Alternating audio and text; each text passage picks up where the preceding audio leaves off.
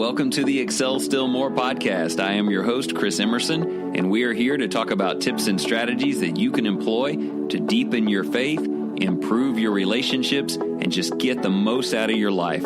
Thank you for joining. Let's get started.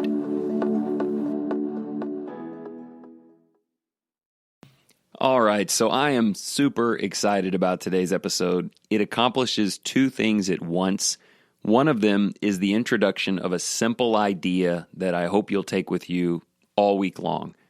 New every morning.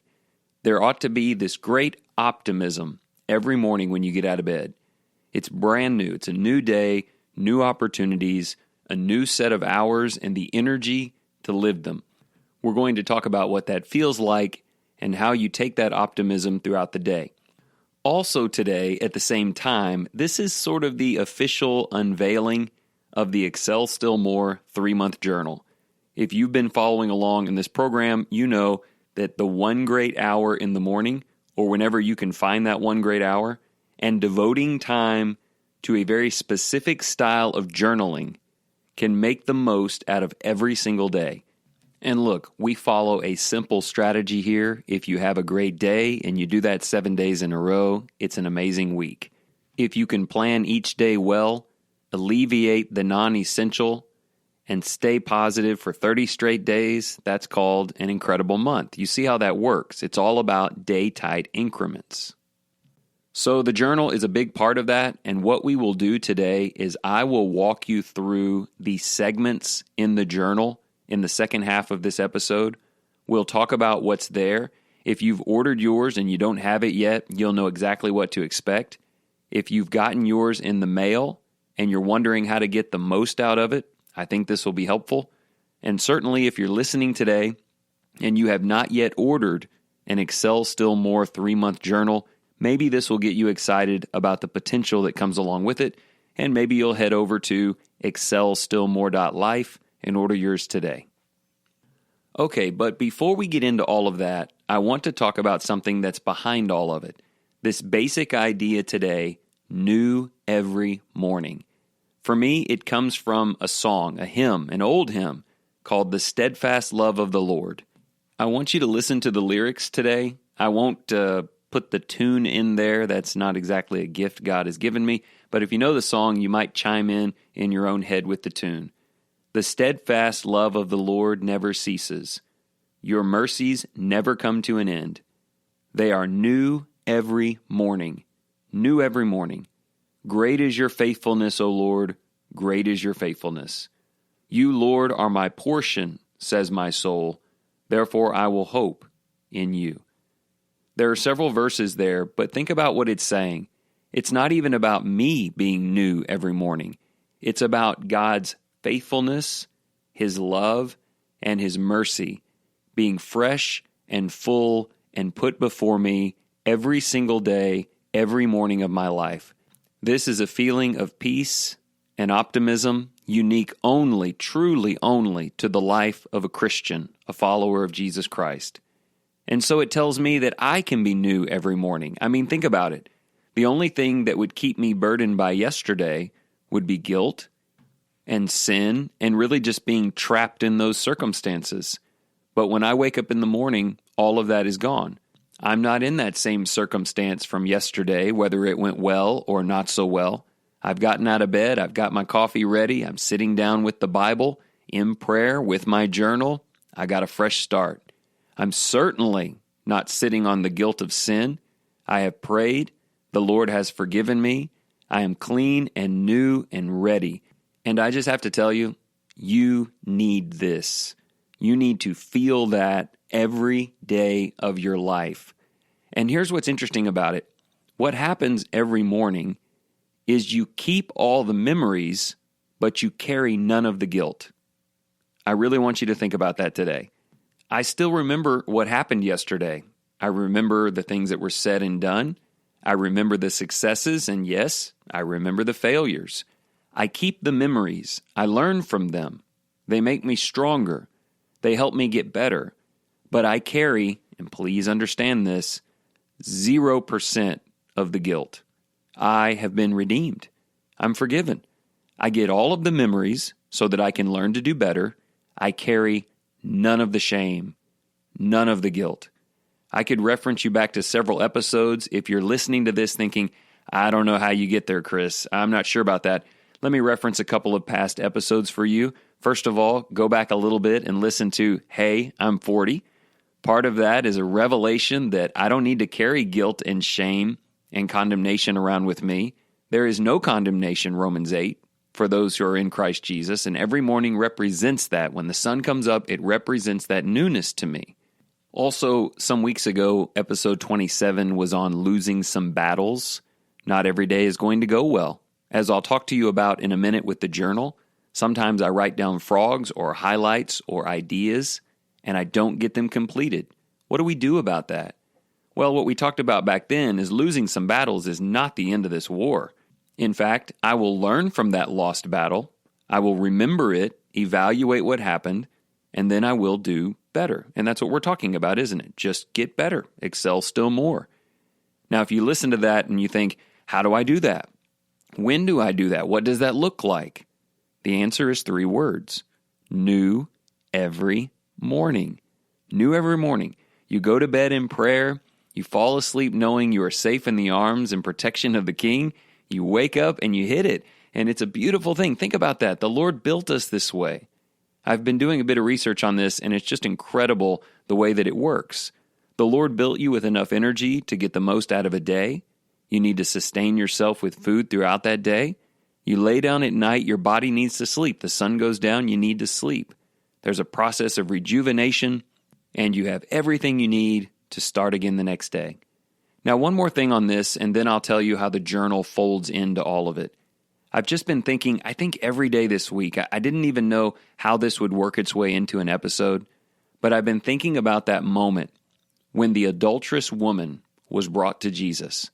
You remember when all of the men brought her in, and Jesus wrote some things on the ground, and all of the men walked out. He said, look, if you've got no sin, you throw the first stone, and they all one by one walked out. And he looked at the woman, and do you remember what he said to her? 5 simple words: go and sin no more. He didn't take away the memory of what she'd done, the experience. She was still previously an adulteress. She had things in her life she'd done right. She'd had things, clearly, that she'd done wrong. Jesus didn't take any of that away, but what he did take away was the guilt. She kept all of the memories. She kept none of the guilt. Do you think that was useful for her? She now knows what adultery is like and why she should never go anywhere near it, and yet she doesn't have to feel shame. She's not wearing a scarlet letter. Jesus removed it from her. So I hope that that's something that encourages you. I love when my feet hit the floor in the morning. And if you're somebody who hates mornings and getting out of bed is just the worst, I really hope that the newness, the song of the mercies of the Lord, and the encouragement of the journal we're about to discuss will make tomorrow morning feel better than a day has felt in a long time. Okay, so I have 8 or 9 minutes left to talk to you about this journal. And I think instead of telling you what it will do for you, I just want to share my experience with you. I've been journaling in this capacity for about 3 months, maybe 4. But about a week ago, I finally got the test product in the mail of what it would all look like if it was printed and noted to guide me in a specific direction. We call this the Excel Still More 3-month journal. It has a colorful front and back on it with the logo and the mountains and some upward pointing arrows. There's a plastic cover on the front and the back, kind of a foggy cover. It's really cool. I think you'll like it. It adds to the thickness. It's got metal binding, and it's actually a pretty thick book. I've noticed, and I think probably the best surprise so far has been how thick it is in my hand, so I can just hold it in one hand and write on it, even if I'm not on a surface. Here's how it works. It's 13 weeks in length, each book. Every week starts with a page called Fourfold Excellence. This draws back on episode 8, so you can always go back and look at that. And it has 4 sections: faith, finances, friendship, and fitness. You write at the top the date for the week, and as you go throughout the 7-day journal, you go back to these pages and you write in things. so that you can keep a log, a track of your progress, and you can easily look back on it even weeks later. So to give you some examples, I'm looking back at the beginning of the week in my fourfold page, and I wrote down under faith, Sunday night, I had the first screw tape letters study with our high school and young adults, and it went great.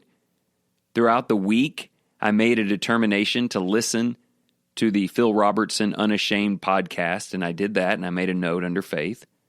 Thursday morning, I had a meeting with some men where we talked about spiritual things, and a Bible study that afternoon. Those were all unique faith-building things for the week, so while they're written in the daily journal, I wanted a place where I could see them all together, and so that's what's in the faith section. Under the friendship section, I wrote Monday, a family that we had over for lunch. Tuesday, I text some of our elders to encourage them. Tuesday, I also took one of the brethren out to play golf. Wednesday, I visited someone, etc. Now again, all that's in the daily journal, but it feels really great to look back and see all of it accumulated in one place. At the beginning of the week is where this is found. Fitness, I've got the 5K from Monday night and the 5K from Thursday night, and I'm going to try to get one more in on Saturday. And the same is true in all four of these sections. So when you first start the week, that's going to be blank. But as things begin to happen, you go back and start accumulating that list. It'll show you where you are. For instance, I didn't read the finance section to you, but I got about halfway through the week and I noticed I really hadn't done anything that I would call excelling with my finances. I hadn't made a real sacrifice and I hadn't given to anyone. And so while I won't read you what's there, on Wednesday and Thursday, I went out of my way and I did two things because I was not going to leave this section blank. There's no way I'm getting to the end of the week and I can't tell you a single thing I did with finances. So anyway, that's what you have at the beginning of each week. Now let me get into each day. We just have a few minutes here. Here's what you'll find when you open the journal. You have 2 pages, left and right, that represent what you do in the morning. On the left, there are 3 sections. The first one says, yesterday. No big deal there. You just write in things that happened yesterday that you didn't get journaled. You journaled in the morning yesterday, so a lot of stuff happened. Maybe some unexpected things, maybe some interesting things. So I tend to write in some updates on what happened yesterday in that section. Underneath that on the left side is Ask Beautiful Questions. This comes from episode 9, and this is where I speak to God and I ask things that are bigger than myself. Am I right or wrong in this issue that I'm dealing with? What are some things I need to see and learn? How can I grow? What am I missing? Different things like that. And then I also put in people that I'm praying for. And then lastly, on the left side, it's Bible read and notes. We're going through the New Testament here this year, 5-day reading program, and we're just looking for statements and ideas about Jesus. So that's what I wrote down this week. Romans 3, underneath it, I wrote a bunch of things about who Jesus is. Romans 6 is the one I'm looking at right now. Jesus is access through baptism in water. Jesus is raised new from the grave, and so can you be, etc., and so forth. So that's the left side. Every single day, new every morning, every day, I write down a few memorable events from the day before. I ask God big, beautiful questions, unique every day, and I have a New Testament chapter to read and some observations to make on the paper. That's a big part of this. Okay, on the right side of each daily entry, there are 5 sections. So you have a little less space over there, but that's okay. At the top, it says today's schedule. That's kind of self-explanatory. You write down things today that you have to do. There are some non-negotiable, essential things. You write them in. Maybe you plan 1 or 2 extra things. Remember, don't put in a lot of non-essential stuff. Stress-free living demands some spread out, non-jam-packed scheduling. So I lay out the schedule. This is a good opportunity. Normally in the morning, I'm sitting in my favorite chair, by the way. I'm sipping coffee. Everything's going great. Around this time, Summer, my wife, she's probably ended her morning run or something like that. She gets her coffee. She sits down beside me. This is a really good time for me to say, hey, babe, what do we have on the schedule today? What do I need to know? I write that down. I reference it throughout the day. Underneath that is Eat That Frog from episode 11. I write down 1 or 2 things that I need to do today. Not a bunch of things, just 1 or 2. I write them down, put a little circle beside them so I can check that when I do it. I'm a big box checker. And I make sure, no matter how annoying they are, to hit them as early as possible. Underneath that is my daily highlight. I love this. This usually takes the most thought to figure out. But I write down something that I want to do today that I know will please God. And if I don't plan it and write it down, I'll probably go the day and not do it. Maybe it's some special study. Maybe it's a call or a visit or something like that. So those are going on the right side. 2 more, and then I'll sum it up. Level 3 gratitude. This is from episode 19. Every day I pick 1 or 2 things that I'm grateful for. I talk about why I'm grateful. I mention God and what He has done to make it possible. And then remember, this is level 3 gratitude. So I also write down what I'm going to do about it, how I'm going to return thanks to Him for it. And then lastly, and then we'll recap, on the right side at the bottom, affirmations are cool. From episode 21, I write some things about myself, how strong and capable and willing I am. I always connect it to Jesus Christ and the power of Him in me and the power of the Spirit to guide me. And I make some very strong, confident statements about how I am going to seize this day and make the most out of it. So again, here's a recap of the daily journal entries. On the left side, document some things from yesterday, ask some beautiful questions of God, and do some Bible study. On the right side, write down the scheduled events for the day, add in a frog or 2, figure out a powerful daily highlight, show some gratitude, and write down some affirmations. Now again, as you go through the week and you do that every day, some things will start to jump out at you. Special efforts that you made with your faith, special sacrifices pertaining to your finances, special efforts in exercise, or things you did for others. In other words, faith, friendship, finances, and fitness. And so if you followed along, you know what you do about that. You back up a few pages to that 4F section at the beginning of the week, and you document all of that in a special way. And one last thing. There are quite a few days when I look at yesterday's entries and I didn't get the frog eaten, or the daily highlight, I just got off track and I didn't accomplish it. That happens more often than I'd like to admit, and usually it's because I planned some non-essential things and I should have done better with that. Sometimes it's just circumstances out of my control, but I don't get down about it. I remember that I didn't eat the frog yesterday, but I wake up with 0 guilt about that. I don't let that bother me. I'm new every morning. Hey, I'm 40 or whatever, however old you are. I just look at it and I say, you know what? That is something I really needed to get done and I didn't. I just carry it over. I write it down for the frog of that day. I push it up a little earlier, plan the schedule a little better, and knock it out. Remember, all of the memories from yesterday, good and bad, none of the guilt. None. I wake up fresh, new, ready, redeemed, restored by the mercies and loving kindness of my Father. And I certainly pray that that's the life you're living. It's just important that in Jesus Christ, and to make the most out of your life, you wake up new every morning.